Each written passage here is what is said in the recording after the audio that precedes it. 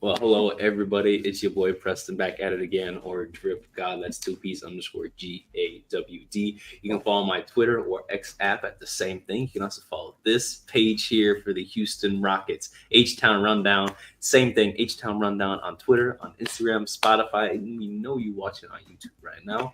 And hello again, once again, my boy Dante. Follow my boy at Coach Dante31 on Twitter and Instagram as well, guys. Welcome Dante in. How you been, my boy? I'm doing good, especially coming off a win last this week versus Charlotte. So I'm ready to get into it. Yes, sir. It's about that time, man. I can't wait. All right, guys, we got a lot to talk about today, so let's jump right into it. See you in a minute.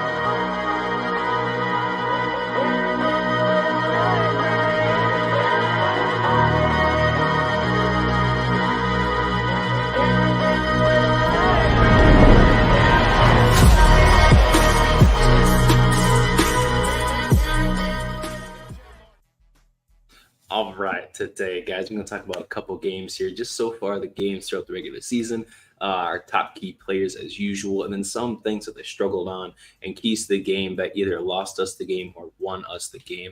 We only talk about one win today so far in a game of four, so we'll see what happens. And then we'll talk about who the best player on the team is, right? And for some of you, it might be obvious. Some of you might be some new stuff. So we'll talk about the Magic right here. Let's just break this down immediately as it was. This was by far the worst game we've played out of the four games so far. Game one of the season, high energy, and we got blown out. I thought Jabari was going to have a great first game, coming from preseason and summer league, carrying that over to regular season for the first game. He, in fact, did not. So bad, in fact, we have a guy on here for our key players of the game who only had 5 points, and he made it on here. It was tough.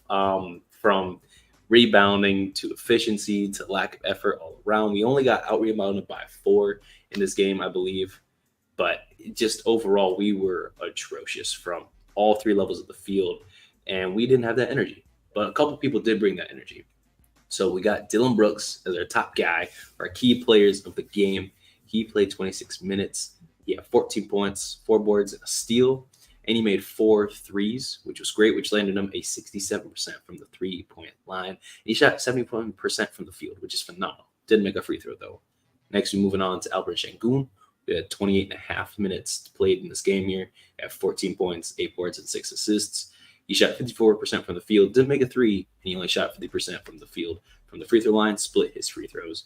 And believe it or not, Jae'Sean Tate made this list, mainly because he was efficient. He only took 2 shots at 5 points. He had 2 boards and a steal and a block, all of 15 minutes played. So I'd say I have him on here simply because he was efficient. He came and did his thing, did his role, and got out of there. It was a tough game all around, though. But Dante, give me your thoughts on why you think we lost the game. We lost the game for a variety of reasons. The team forgot they had a 6:00 game versus Orlando. We had 19 total turnovers, not going to get the job done. But Orlando defense was really, really good in this game, man. We couldn't score the ball. I believe it was a lot of times in the first half that, we got stops. We just couldn't we got stops. We just couldn't score. Then we'll get another stop. We won't score again. And, as soon as we score, we give up another basket on the other end. We give up another basket. So it was like when we got stops, we couldn't make a basket, we couldn't put multiple possessions together. We had 19 turnovers in the game. We got crushed on the boards by 26 rebounds, man. 57 to 31. They had 17 offensive rebounds. They had 54 points in the paint. Logan said it in the press conference. We wasn't tough enough. Lack of heart, lack of effort. Like the way he called the team out up on that one. Just wasn't tough enough. We wasn't aggressive. Orlando was aggressive. They shot 26 free throws. They shot 88%. We didn't get to the free throw line enough. And Orlando shot worse from the 3-point line than we did. We actually shot it pretty okay, 35%. Then coming out in the second half, I thought this was going to be a ball game. I was like, here we go, Fred VanVleet. coming out in the second half. Dylan Brooks was the reason why we even got that close because he came out right up out of the gate in the third quarter, hit 3 straight threes. And, him and Fred VanVleet was putting on the show. We get down by 60 to 59. And after that, all hell just broke loose in the third. After that timeout that they called, we had multiple possessions where we turned the ball over 3 straight times in a row. And Orlando just ran straight off. So, again, it was just lack of toughness. We wasn't tough enough. They were pushing us around on the defensive glass and on the offensive glass. They were bullying us. They were having fun. And we wasn't, man. It was just a team that forgot they had a 6 o'clock game in Orlando. It was just that rough. And we wasn't just tough enough. They outplayed us. They beat us on to every step. They were more quicker than us. They got all the 50-50 balls. They just wanted it more than our Rockets did. They did. They really, really did. And at the end of the day, that's what really makes a difference, right? Is, the energy, the efficiency, and effort that you're putting into it. Unfortunately, we came out, looking drunk, and only a couple people showed up, and it was really just Alperen Şengün and Dylan Brooks that were running the field. And besides Şengün, we'll talk about it here later on. Dylan Brooks has been our most consistent player. He's grown on me. He really is growing on me. Especially from all the clowning that we gave him last year. He's really something on this team. He's really making a difference. Funniest thing about this is, for this game, it was not a good game from Jalen Jabari. Not at all. Jalen could not get any free throws to save his life. Now, obviously, in every game, there are missed calls. That happens. That's all right. But, man, there were some egregious fouls. Jalen's getting smacked midair, and they just calling it a live ball and whatnot, and it roll off and go out of bounds as they ball. But we got Alperen Şengün who just putting his hands up in the air, and they call him not a foul. So it really just depends. I guess at the end of the day, what the refs are doing, we got to start scouting the refs a little bit better is what it sounds like. And they also Jalen Green wasn't aggressive enough. I mean, he shot only 10 shots in the game. You got to be more aggressive. But other than that, it's just a game that, Orlando just wanted more than we did. They outplayed us. They out-hustled us. They one step ahead of us. And, they got every 50-50 ball in. That game count, like Ime Udoka said, it came down to a lack of toughness, and lack of wanting it more. So I'll give a credit to Orlando, who's looking really, really good right now, especially defensively. They're looking really good right now. Yeah, I can't believe Cole Anthony went off against us. He's their bench player, and he got everything he wanted. He got everything. He got to the paint. He got it. He got everything he wanted to get. I believe he made his first 5 shots in a row. Yeah, he was just on fire against us. Of course, there's always one Rockets killer on every team. That's just how it goes. The Tim Hardaway Juniors. You got the Lucas. You got the Dames of the world. You got the Giannis of the world. It's tough. It happens. And unfortunately for us, it was Cole Anthony. There, like you said, and before we go on to the next game here, something I want to mention is that Jalen Green needs to be aggressive, right? And obviously, we'll talk more about him going forward with these games. But Jalen Green wanting to be the focal point of the team, wanting to be the number one offensive engine on the team, the number one go-to scorer, needs to be more aggressive. He needs to take better shots, take more mid-ranges, and just go right to the paint, just attack him, man. It obviously, if you shoot 1 for 10, that is a problem, okay? Yeah. But, you can't stop shooting, right? What Dion Waiter say? He said, I'd rather go 6 of 30 than 0 of 10 because I lost confidence. Something like that, Yeah. And obviously, that's an egregious amount, going 6 for 30. But his point is, please, man, you get yours, man. You Jalen Green, man. Show him. So let's move on here to the next game here. So that was the Rockets Magic. We lost 86-116. We're going to talk about, unfortunately, the 7-4 demigod build here in our OT loss, 122-126. Now, this game was definitely better. Alperen Şengün got his get back against Zach Collins, and that was so nasty. He finally got that dunk on him from last year, essentially around the same time. I believe we played the Spurs within the first 5 or so games of last year. And we did. Alperen Şengün had that dunk, and he went crazy, but they waved it off, right? And then Cam Whitmore had a dunk against the Spurs in preseason. They waved it off, and we finally got a dunk on Zach Collins by Alperen Şengün. So We ended up losing this game, obviously. We'll get into the keys of the game here between fouls and free throws, paint offense, and then our overall bench depth. But here Yep. are our key players of the game. Alperen Şengün played 41 minutes. And obviously, you'll get to a theme here with Alperen Şengün, if you guys couldn't tell. Alperen Şengün played 41 minutes. He had 25 points, 14 boards, 7 assists, 2 steals, and a block on 61% from the field. He only shot 33% from the field, or from three, but that's fine by me. And he did only make 1 of 3 from free throws. So, happens to be that. And then Jalen Green over here, he played 38 minutes. He had 22 points, 5 boards, 4 assists. He shot 50% from the field. He took 10 of 20 shots. Comfortable with that. He shot 33% from the three. I like him to be more efficient, but 33%, a little slightly below the league average, but I'm fine with 1 of 3%. And he didn't make a free throw. And then we had our point guard here with almost a triple double. You got Fred Van Vliet here, 24 points, 8 boards, 12 assists. He shot 50% from the field, but he only went 2 of 10 from three, guaranteeing him 20%. And then he shot 67% from the free throw line, 4 of 6. So we were a little bit more aggressive in terms of getting to the paint, and we really should have had this game. We should have had this game in the bag. But again, it slipped away from us. These are games we have to win. But it looks like the league really wants Wemby. Really wants Wemby in the playoffs. And Wemby just happens to be really good. He casually had 4 blocks against us. Is Wemby. I wish I had an excuse to sit here and say, but is Wemby, right? Dante, you want to break down the game for us? Let us know why we lost this game, please. Well, if you look at the stat sheet, everything lines up. Seemed like we dominated, but again, came down to the free throws that Jabari Smith missed. Again, we make one of these free throws. We're not even in overtime. But other than that, we played a lot better in this game. We came like we wanted to play in this game. This is a team, just like Orlando. We came in and forgot we had a game that night against Spurs. We didn't forget we had a game. We came out. Our energy was a little better. We shot poorly from the 3-point line. You shoot 25% from the 3-point line, not going to get it done. We missed 10 free throws in the game. We were 50% in the free throw line. That's not going to get it done. One of the reasons why we lost that game. Rebounded the ball better. We had 30 assists. So we did move the ball around pretty well. We had 18 turnovers. You got to stay away from those type of turnovers. 18 turnovers.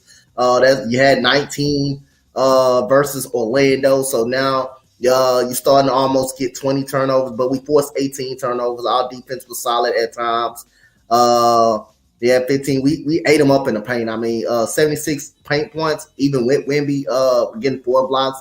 That's pretty good. But Jabari didn't play well in this game. He didn't play well in this game at all. Jabari Smith, like I say, he's got to start making those jump shots. He's got to start being aggressive. When a smaller guy gets on you, that's the type of time you got to start shooting over these type of guys, man. You got to stop passing the ball, start shooting over these small guys. They're gonna put a smaller guy on you. You got to be aggressive, take advantage. But again, it comes out on turnovers and free throw shooting. We didn't make our free throws in this game, and we had 18 turnovers. So you have 18 turnovers, and you shoot go 10 of 20 from the free throw line. Not gonna get it done, and plus the 2 free throws that Jabari Smith missed. They go into overtime, and it was like Wemby damn near was getting every call in overtime. It's like almost damn near you couldn't touch him. But other than that, you're not in that position if Jabari Smith make those free throws. Yeah, we're really not. At the end of the day, like you said, Jabari's got to be able to knock those down. Bro is doing turnaround fadeaway threes, but we can't make free throws. Yeah. We got some priorities we got to work on. Free throws are fundamentals. Like Tim Duncan preaches. To talk about a Spurs legend here. We got to make sure we knocking down those things in the critical moments of the game, especially against somebody who looks like a god on the floor. Like you said, you couldn't even blow on him like Lance Stevenson blowing on LeBron. You get too close to him being as a foul. That was especially in OT there. He was getting every single thing. We witnessed the same thing to talk about another game. I don't know if you guys caught the Spurs versus Suns game. Suns were up by 20, and it just seemed like all of a sudden Spurs are getting every single call. KD's didn't fade away over Wemby, which seemed impossible to begin with. Here he is, KD, of course, one of the greatest of all time, one of the greatest to do it ever, out here doing it casually. Comes down to the final possession of the game here. They throw it into KD. KD gets the ball. He grips the ball, man. He's on him. We got three dudes literally jumping on him. That's incredible. They're not calling out a foul. And then Wemby gets the easy dunk. Boom, easy. They want Wemby in the playoffs. they want Wemby to get that All-Star game. You know, they're trying to make him face the league right now immediately. But we got to pump the brakes on that because we got Alperen Sengun over here. We got our face, the franchise right here. You know, We'll sleep on it. At the end of the day, our bench depth though was atrocious. My bench been atrocious the last 3 games. Oh yeah, Thompson, rookie, making rookie mistakes. Not good by any means. Expectations are still low. You know, I'm still high on Amin Thompson, but yeah, not good. Cam Whitmore, I don't think he should really be seeing the floor too much. Jayshawn Tate was not too fantastic in this game either. He's very limited. Seeing Alperen Sengun, Jayshawn Tate, and Jeff Green on the floor was disgusting, and I never want to see that lineup ever again. I never want to see those 3 on the floor ever again together, unless you have Steph Curry and Klay Thompson. Okay, There is no reason we should have that little of shooting on the court.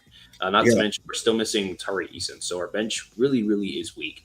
And I'll be honest with you, Tari Eason's probably about 40% of our bench right there as it is. Without him, we're just not as cohesive, not as strong defensively. But the fact that we do have a higher defensive rating than the Bucks is incredible. We rank 27th in the league right now, or 26th in the league. I apologize, 26th in the league right now for our defensive rating, compared to the Bucks that are 29th in the league. So if that says anything, we are better than the Bucks defensively. That's the big takeaway. We better than some by 4 other teams defensively, huh? That's some progress. Especially when we were last year, we probably got the worst defensive team last year. That's a good progress. That shows some progress. And also, I want to kind of put out, like we said, we did discuss this before the season, preseason. Dylan Brooks, has been playing lights out. I think that Canada, him being in Canada and him lighting it up in Canada really helped his game and really helped his shooting out. And he's playing that elite defense that we did expect him to play. Like I say, he's keeping that shot minimum at 10 to 13. I like that.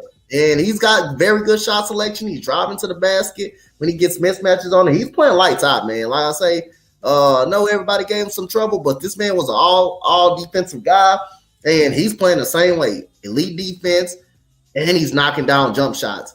It was a difference with Memphis between this right now and Memphis. Now he can play his role. Ja Morant was out. So people like Desmond Bane, who can drop 20 points a night, and him, they had to be more aggressive. They were forced to be more aggressive. Now you got a point guard who loves to get his teammates involved. Fred VanVleet, who's going to give 8 to 10 assists. Now Dylan Brooks can take shots, take comfortable shots, get a lot of wide open looks, and he's letting it fly, and he's knocking them down. Yeah, Dylan Brooks is actually, I don't know. I know his shot wasn't the greatest over with the Grizzlies over there, especially that last season. I understand that, he definitely had some of that like shooter's mentality there, just kind of shooting the ball whenever he got a chance. And I believe his 3-point percentage fell down to less than 34% during last year, especially in the playoffs, abysmal 13% at times. Absolutely not acceptable.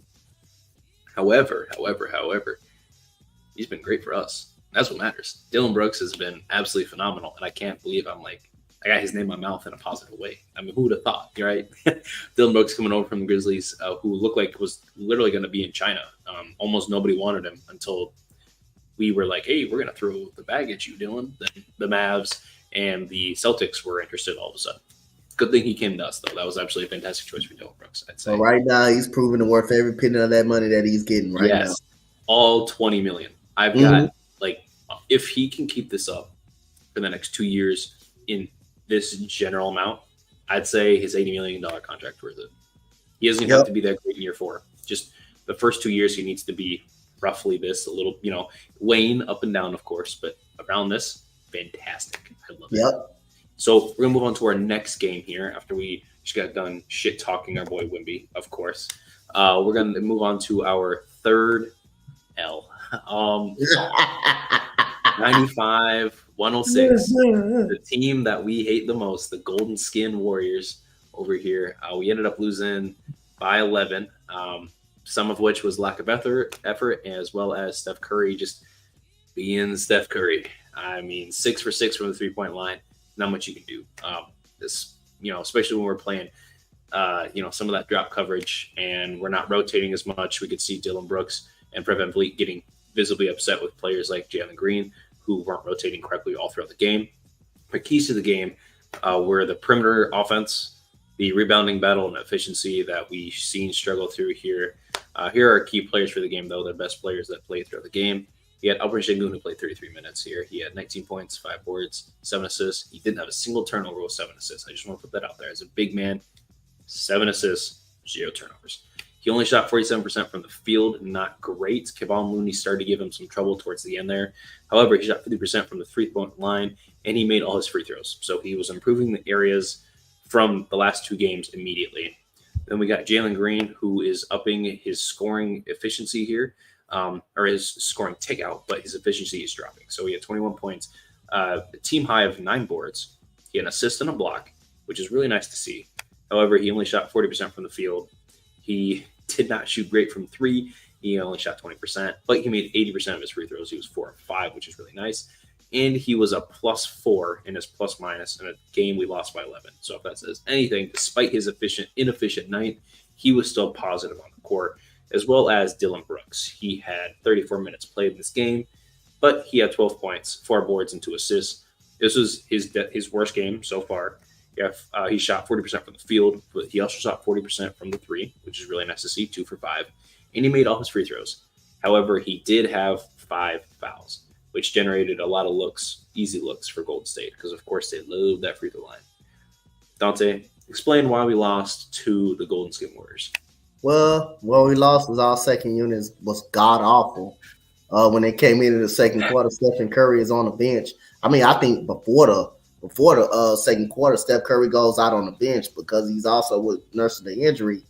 But our second unit was god-awful in this game. I mean, Gary Payton Jr., Dario Saric, they all scored our second unit. That just shows how bad and weak our second unit is. Amin Thompson came in, had some very good minutes, hit a 3.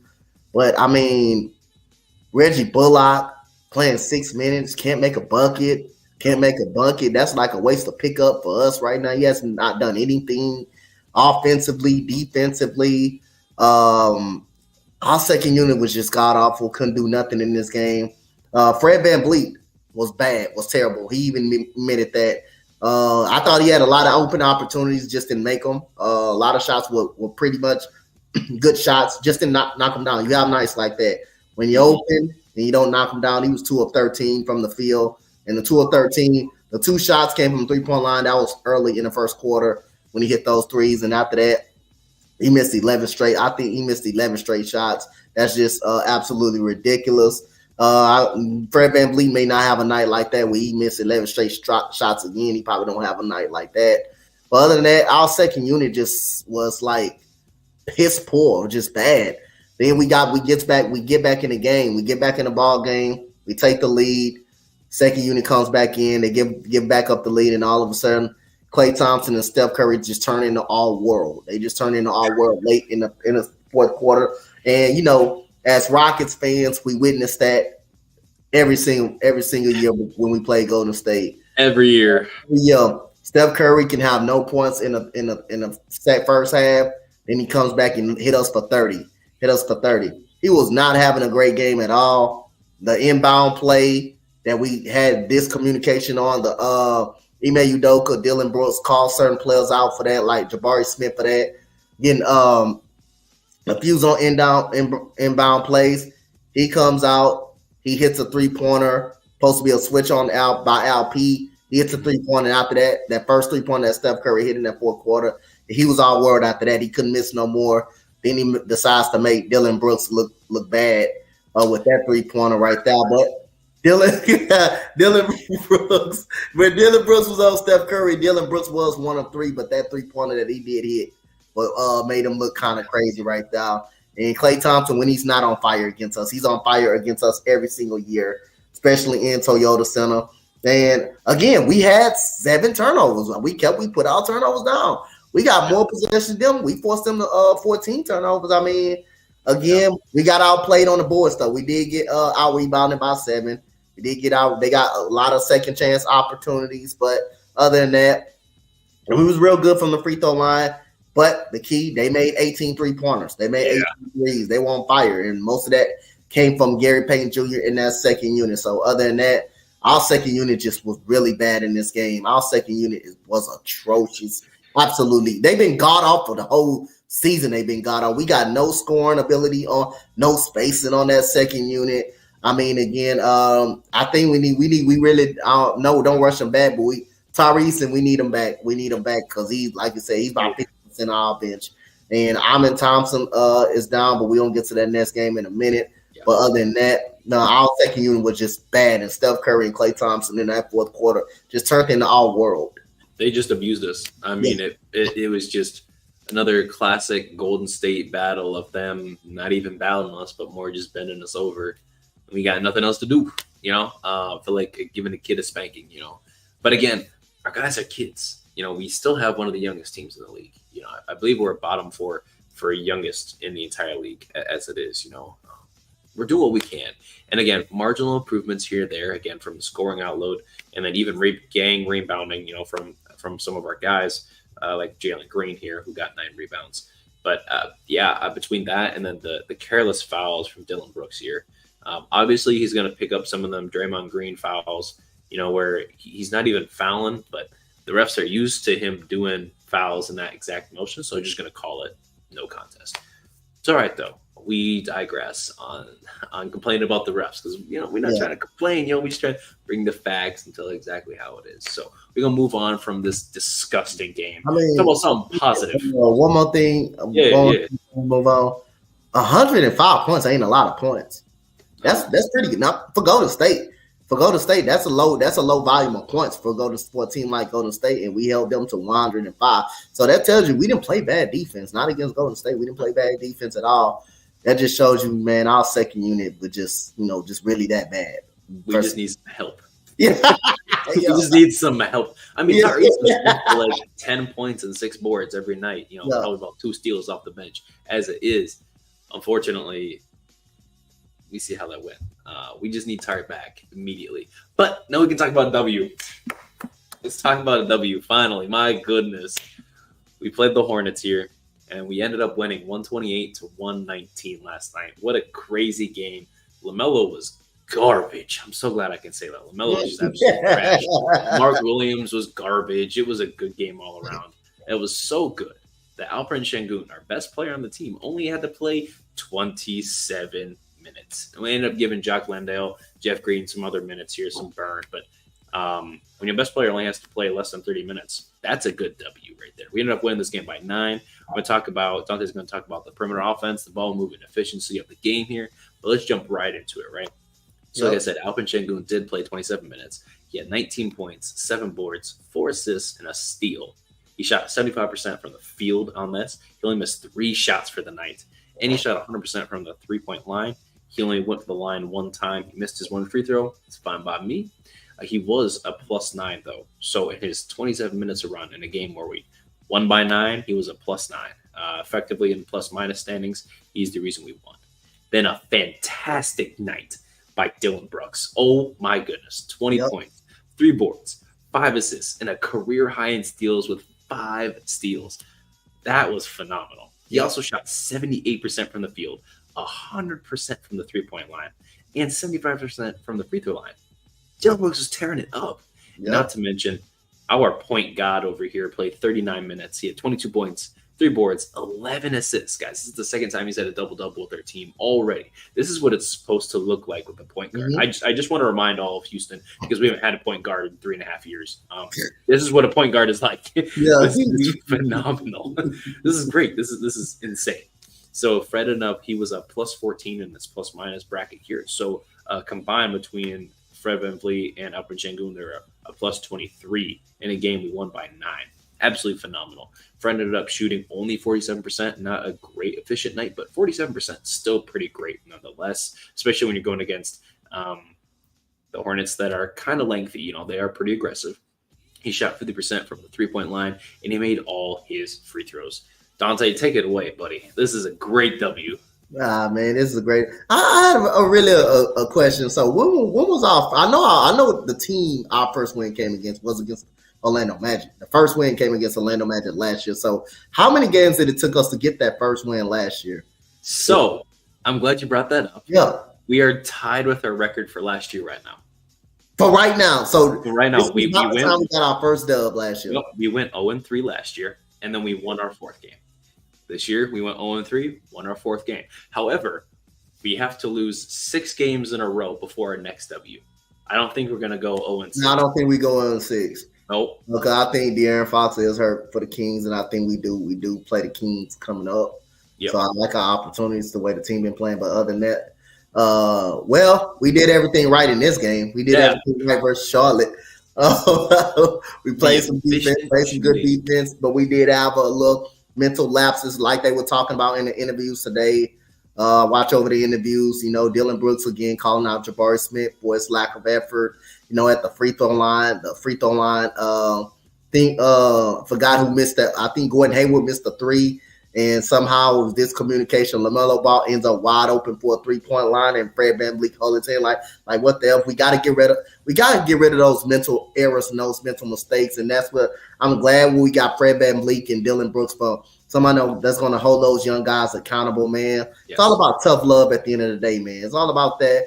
We got the tough turnovers that we've been having. We got to stay away from these tough mistakes. I mean, there was one assignment that I believe, I think a turnover that Jalen Green, threw away, I believe, and Ime Udoka called that timeout and was pissed mad at him. Was pissed mad at Jalen Green. He had a few words with him, and I like that when everything is going wrong and when you need a timeout.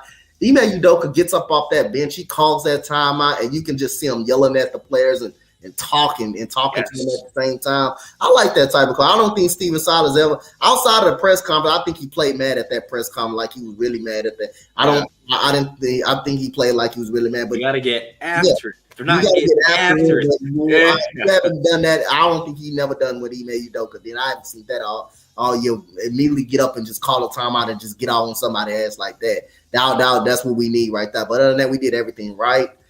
We made 21 threes, man. I mean, Aaron Holiday coming off the bench. As soon as Amin got hurt, he coming off the bench, made a couple of threes in this game. And I like Aaron Holiday, man. That guy can shoot the basketball. He's very physical on the defensive side of the ball. We did get out rebounded. But again, when you're making shots like that, hey, it is what it is. And guess what, man? I don't remember the last time we had this. How we had 35 assists in the game. We were moving the ball. We were finding the extra person. Those 35 assists, we were making those shots. We were making shots. We were making some shots. I mean, LP had some crazy passes. I mean, that no-look pass backdoor to Jabari Smith, that was crazy. I mean, we did everything right in this game, man. We was on fire. We forced 16 turnovers. I knew we knew we were going to force a lot of turnovers. But we did everything right in this game, man. From the shooting, making 21 threes, making our free throws, which we shot 82% from the free throw line. We were 19 of 23, and we had 35 assists, man. I don't remember the last time we had that much assists. We had 35 assists on 44 made shots? Yep.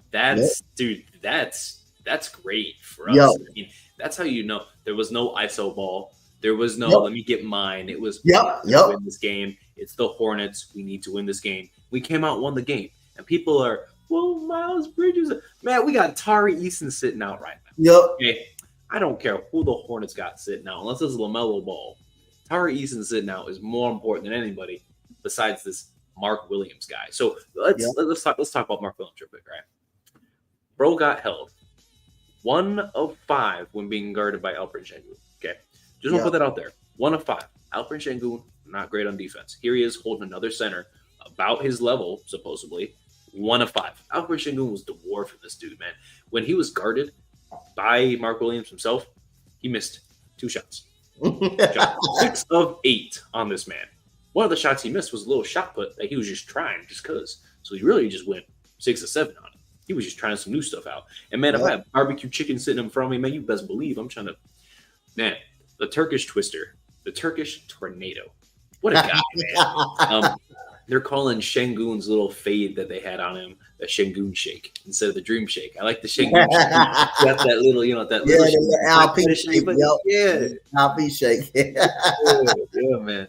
I'm a fan of it though. Whatever LP got to do, man. He's too good. He's too great. I just love him. But moving on from that, by the way, Alperen Şengün had a key, fantastic dunk by a pass by, I believe, our GOAT, Jalen Green, in a pick and roll. And LP dunked all over this competition. Williams. Sorry, man, but LP came in your house and let you know what's. Love it, love it, love it. Dante, I want to say that's all I have for the Hornets game here. Yeah. We came in, we dominated, we were hyper efficient. And obviously, we're not going to shoot like that all the time. And you brought up a fantastic point about, the woes with our mentality. But our veterans, Fred and Dylan Brooks, our two big pickups for the offseason, were able to come in and carry the team. And again, a career high in steals. I love that. Dylan Brooks has played 4 games with us and just had a career high. How many games has Damian Lillard had with the Bucks? No career highs over there. But guess what? Dylan Brooks. Love it, man. I love it. He worth every penny of that money that we gave him so far. And like I say, man, I know he's not going to shoot good every night, and we got to be prepared for. I think he's going to have some nights where he's going to be off, his shooting's going to be off, but you're going to guarantee. I can guarantee this guy's going to be playing some defense. If he's going to be off, he's going to be playing some defense. He's going to be on the field, on the court, harassing people and playing some good defense. So that's one thing I can account on for him. If he's not going to shoot the ball well, we got an all defender that can stop somebody on the other end of the floor. And right now, I like our defensive toughness that we got. Jabari Smith finally had him a game that he could that he was consistent in and shooting. Like I said, man, we don't got players right now that's playing do your thing basketball like a Kevin Porter or Jalen Green would do last year. Just do whatever the hell they want when they want to do it, not play the defense, not get back on the defense. You seen what that gonna get you. You seen what all that do your thing ball, not playing no defense. Yeah. On the bench next to Coach Ime Udoka and Cam Whitmore, who I think needs to be in the G League and get some playing time over there for a little bit. But other than that, we got to hurt players. We'll see if he's going to get an opportunity to play. Because, two of our guys that plays is hurt right now. I mean, we starting to lack a little bit of depth, a lot of depth on the bench. Yes. When Jayshawn Tate's coming in, he's limited. I mean, he'll make a shot, make you a 3 every now and then, but he's limited. Outside of going to the rim, he's really limited. They would give him that outside shot all day long and not guard him from out there all day long. So we don't got Reggie Bullock making any shots. And that's supposed to be his greatest asset. You're supposed to be an elite 3-point shooter. You can't make a basket to save your life. Make a basket all of a sudden. Can't even make nothing open. And again, our bench is limited. Uncle Jeff, like Grandpa Jeff, again, I give him credit. He's been playing very well the last 2 games. I mean, scoring 10 points against Golden State, played well last game, played well this game. He's been really good, a positive force, been very positive for, but we need our guys back, man. Our bench is very limited, and we don't got no floor spacing out there with that bench at all. Literally. I don't know what Reggie Bullock is doing other than run around and get cardio at this point. Yeah. He can't drive. He can't pass. He can't rebound. He plays okay defense. The fact that he was a starter last year for the Mavs is mind-blowing. Not that he started every game.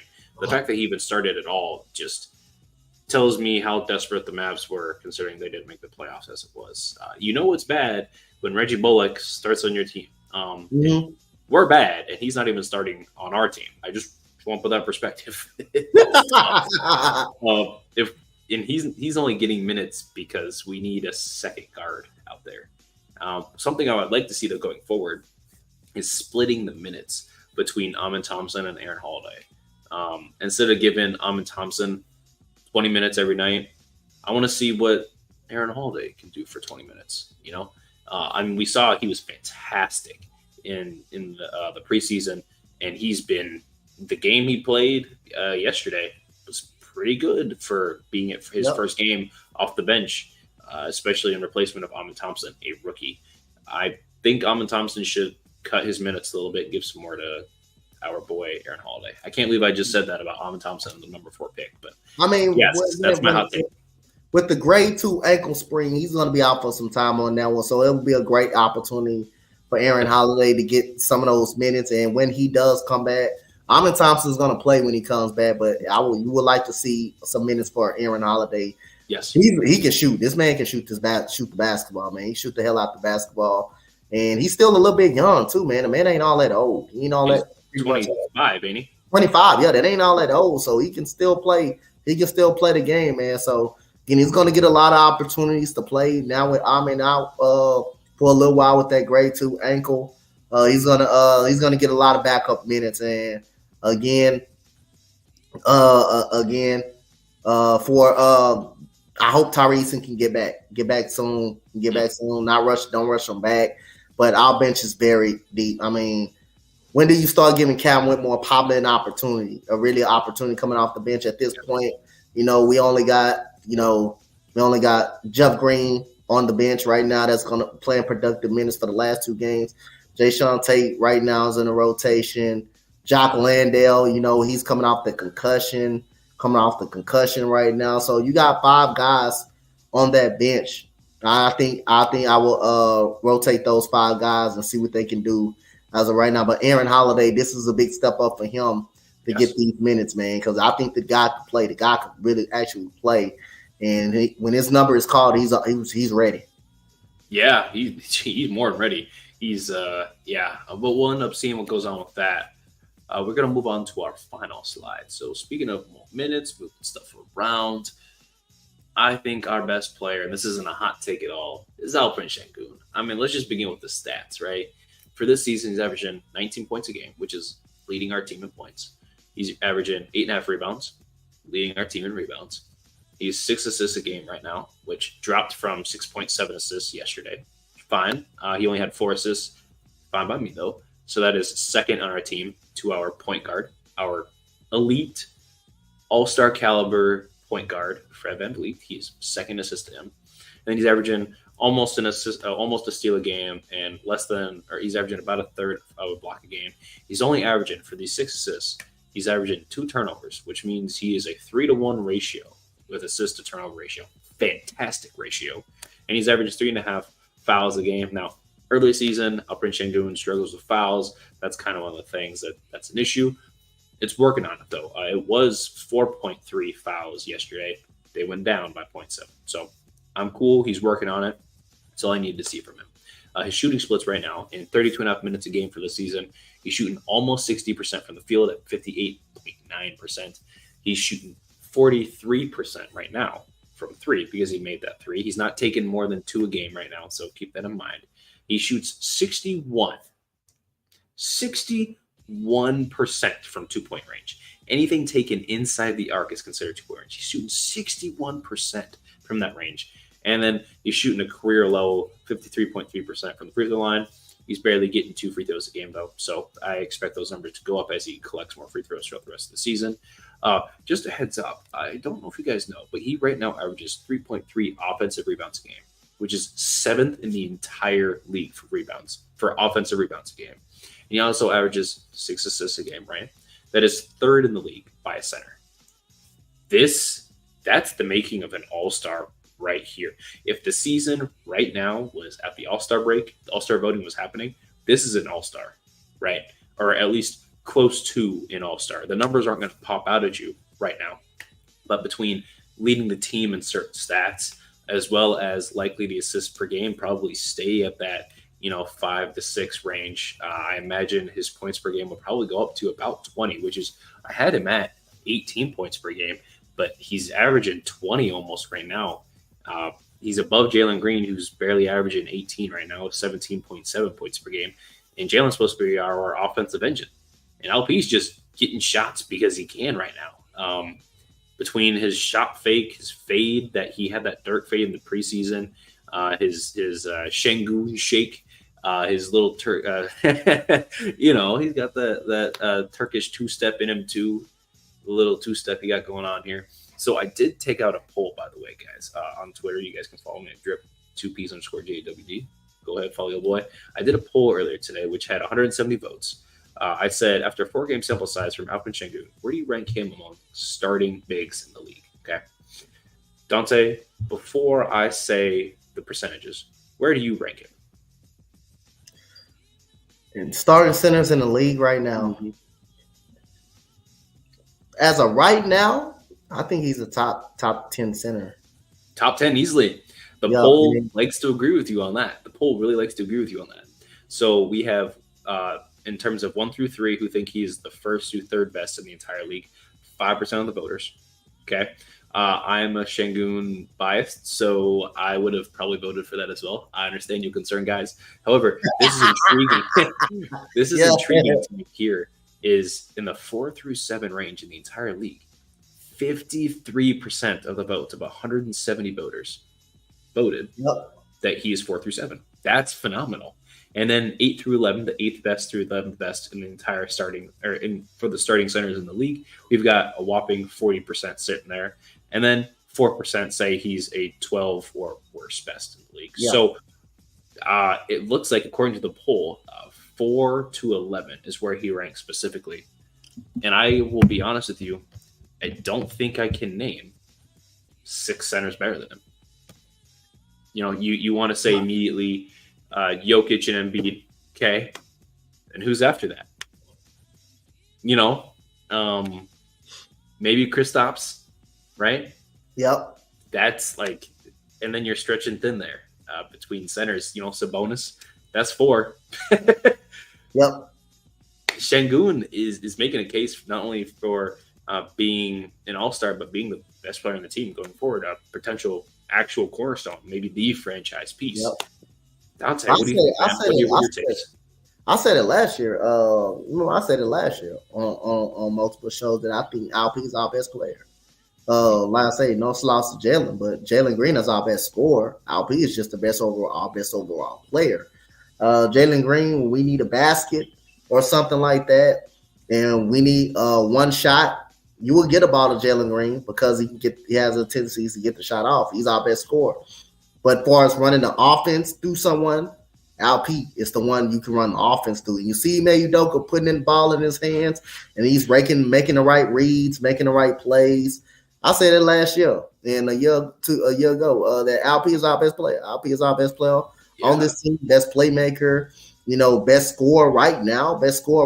And man, he's grabbing 8 rebounds, man. 8 rebounds. That's pretty good for a guy like Alp. And I think those rebounds are going to go up. I think he's going to get to 9 rebounds, and that's pretty good. So he's going to be efficient. He's going to score inside against anybody. He's going to be able to put the ball on the floor. He's going to be able to keep that assist number up to at least 6 assists a game. But Alp, I say it multiple times, like he's our best player on this team. Yeah, I mean, almost with a shadow of a doubt, he's just too good for his own good. He's getting overlooked heavily in the media right now. If Mark Williams is putting up these numbers, he'd be a borderline all-star right now. Oh, the most improved player of the year. Alperen Şengün is quietly dominating. I mean, he's shooting elite. He's almost shooting 60% from the field as it is. You know, he's our most efficient scorer with taking 10 shots or more, as well as 62 or 61% from 2-point range, you know, excluding threes. That is phenomenal. I'll have to look at the metrics later on to see what his actual shot diet is from, you know, 0 to 5 feet out, 5 to 10 feet out to see, you know, where he's taking all these shots from. But the fact that he's shooting 61% on top of taking threes, you know, shooting 43% from 3 and still hitting some free throws, not enough free throws, but hitting some free throws. Şengün is the epitome of baby Jokic. If he can get the free throw percentage up a little bit more, yeah, I mean, he could be averaging, you know, like you said, I can imagine he's averaging 20 and 10, almost 20 and 9 or 19 and 9, something along those lines with, you know, 6 or more assists going forward. And hopefully he can get that to a block a game as a center. I think it's important for him to increase that defense to where he is averaging a block a game. So that way he is not a defensive liability in the statistical stat sheet. Because he's been playing pretty well defensively. As a team, I feel like we've been playing pretty well defensively overall. But, just to make sure that the league understands, that casual fans understands that Alperen Sengun can do all that on the offensive side and play defense. If he can average those exact stats plus, it'll be 1 steal and 1 block a game, he's my all-star pick. I don't care. I'm putting all my votes for Alperen Sengun. Alp's just really good. He's really great, and he's really looking like the future centerpiece of our team right now. Of course, things can change tomorrow, the next day, next week, next month. By the end of the year, who knows where we'll be. But for right now, Alperen Sengun is very clearly, undisputedly, our best player. Yep. I agree. That includes the defensive prowess of Dylan Brooks and the playmaking ability from Brett VanVleet. I'd say they're, within the same realm, of course, but LP is just phenomenal. He's phenomenal. If LP had the ball as much or as often as Fred VanVleet did, we'd probably be looking at, upwards of 7+ assists right now for Alperen Sengun. Yeah, and especially because he's such a willing passer. He get that rebound, and it's not even that he's like looking for his own shot. He almost never looks for his own shot. First thing he does is get the rebound. He's might pump fake a couple times, but he's passing that thing out. He understands that I need to get the rebound, pass it out quickly so I can set a screen and reset the field. He's such a high IQ basketball player, and only a couple of these players come around every so often. The original player, within our generation was Nikola Jokic. Then about 5 years later, there was Sabonis. Then it took another 7 years before we got Alperen Sengun. And we got Wemby, but that's not the type of player we're talking about for a center. Wemby's he's going to ISO you and score on you, and he's long, so he can get those blocks. Cool. Alperen Sengun gonna make you look silly down low. He gonna bully you down low. Is that back to the basket, face up big that also passes the rock and can potentially shoot the 3-ball. How often can we say we've seen that in NBA history? So that's good that we got 2 players that averages damn near 7 assists and over. Fred VanVleet can average 8 assists and he can average by like 6 assists. It's good that we got 2 players, 2 playmakers on the team, man. We had to go for 3 straight years without even having a point guard who can do that even consistently, and just worrying about a guard who can create, who wants to get their own shot instead of setting the offense up. Now we got someone that we running a great offense. We're running a very good offense, and we got guys that's willing to give up the ball, that's willing to pass. So again, man, like I say, it feels good to get a win. So we got to carry it on to Sacramento on Saturday. We got some time off, got some practice time and stuff. Again, the in-season tournaments start Friday. Mm-hmm. We will. That starts already. Wow. Yeah, it starts on Friday. So we getting ready to be in the in-season tournament versus Sacramento. So let's hoping we can get that win against Sacramento, man, who are a really very good team. I would love for Houston to be the sleeper pick for the in-season tournament.